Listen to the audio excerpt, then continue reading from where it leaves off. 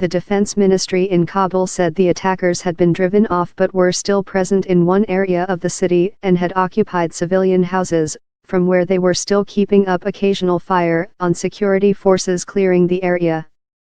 It said around 150 attackers had been killed or wounded but gave no estimate of casualties for civilians or security forces. A statement from U.S. military headquarters in Kabul said fighting had ceased by a.m. 3:30 GMT, and Afghan forces had held their ground and maintained control of all government centers.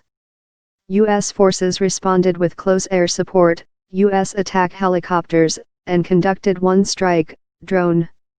In addition, U.S. aircraft conducted a show of presence. Lieutenant Colonel Martin O'Donnell, spokesman for U.S. Forces Afghanistan, said in an emailed statement. The Taliban are dropping missiles near residential and commercial areas.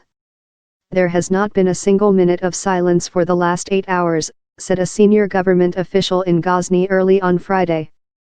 Ghazni Police Chief General Farid Ahmed Mashal said the Taliban seized several parts of the city, which has been under threat for months with heavy fighting in surrounding districts.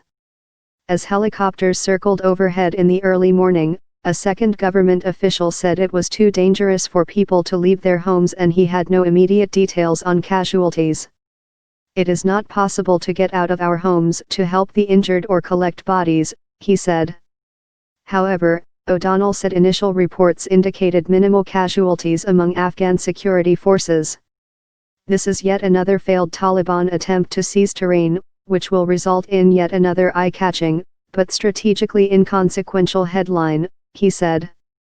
The attack came amid growing hopes of talks to end 17 years of war in Afghanistan and less than 2 weeks before the Eid al-Adha festival, when the Western-backed government in Kabul had been considering offering a ceasefire.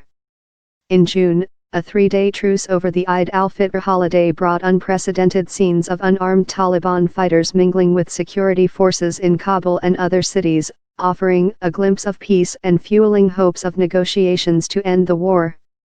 The Taliban have so far failed to take and hold any provincial center since they overran the northern city of Kunduz in 2015 before being driven off with the support of U.S. airstrikes and special forces units. They came close to repeating the feat in 2016, and in May this year they nearly overran the western city of Farah before being beaten back with the aid of U.S. forces.